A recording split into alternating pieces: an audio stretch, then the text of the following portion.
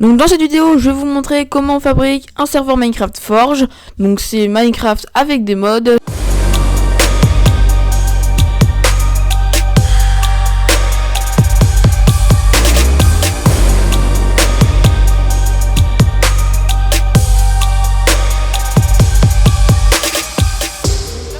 C'est de se rendre sur exactement le même site que je vous ai mis dans la dernière vidéo. Donc c'est file.minecraftforge.net qui vous permet, c'est en fait le même installateur pour installer le client et le serveur. Donc pareil, c'est la même technique, vous devez tout simplement choisir ici la version de Minecraft que vous voulez. Par exemple, moi je vais prendre la 1.20.1.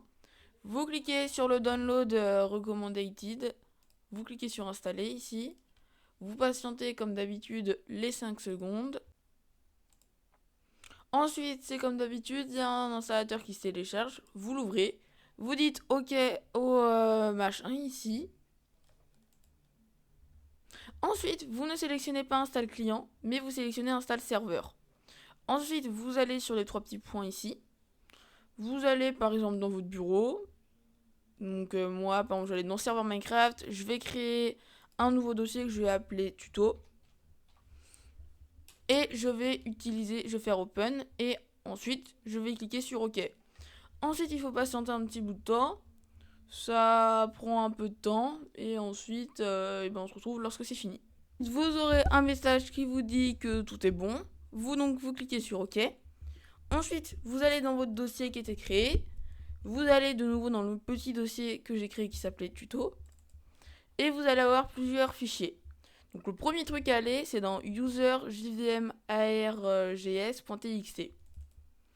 Ensuite, vous aurez ici -xmx4g. Donc vous enlevez le petit hashtag et le petit espace.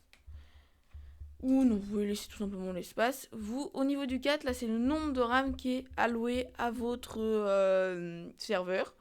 Donc pour ma part, moi, je veux lui en mettre 5 Go. Non, je veux lui en mettre 7 Go. Ensuite, je fais fichier, enregistrer et je ferme ça. Je clique sur le run.bat et pas le run.sh, ça c'est pour Linux. Je patiente. Ensuite, il nous dit appuyer sur une touche pour continuer. Et vous verrez qu'il y a plusieurs dossiers qui se sont créés. Le premier truc à ouvert, c'est elab.txt. Vous remplacez false par true, comme ça. Vous faites la croix et vous faites enregistrer.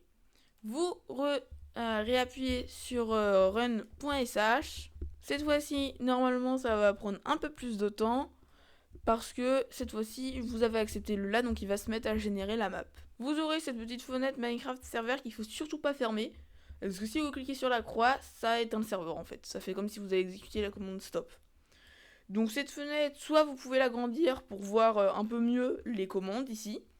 Ici, vous voyez le nombre de players qui est en jeu. Là, vous voyez la RAM utilisée. Par exemple, là, il y a 10% qui est utilisé.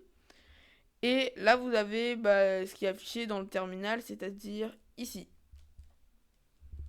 Donc là, comme on peut voir, le serveur s'est lancé super bien. Il est successfully initialized. Donc maintenant, on va faire stop pour le configurer. Ensuite, toutes les fenêtres se ferment et cette fois-ci, il y aura plusieurs fichiers. Donc vous aurez sûrement repéré le dossier mode. C'est là où vous glissez, vous déposez les modes de votre serveur. Vous aurez le dossier world où il y a la partie qui est mise, la map du monde qui est là-dedans. Et vous aurez le fameux serveur pour properties. Donc moi ce que je vous conseille, moi c'est déjà configuré, mais c'est de cliquer sur propriétés, ici modifier et d'appuyer dans plus applications et vérifier que ce soit bloc-notes qui soit sélectionné. C'est suffisant, il n'y a pas besoin d'ouvrir un truc qui sert à rien. Donc on clique sur bloc-notes et on fait OK et appliquer. Ensuite on double-clique sur le fichier. Ensuite vous aurez la Enable Command Block, ça c'est si vous voulez activer les commandes blocs. Donc pour ma part je les active, ça peut toujours servir. Ça ne veut pas dire que tous les joueurs auront un give gratuit, mais ça veut juste dire que si on se le give, on pourra l'utiliser.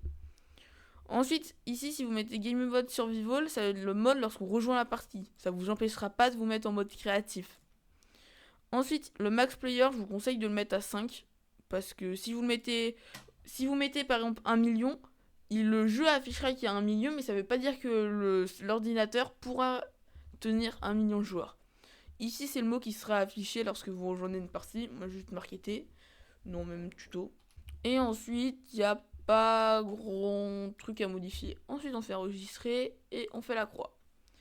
On relance le petit run.bat. Et si vous avez mis des mods, et bah, les mods se chargeront. Et si vous n'avez pas mis de mods, bah, les mods ne se chargeront pas.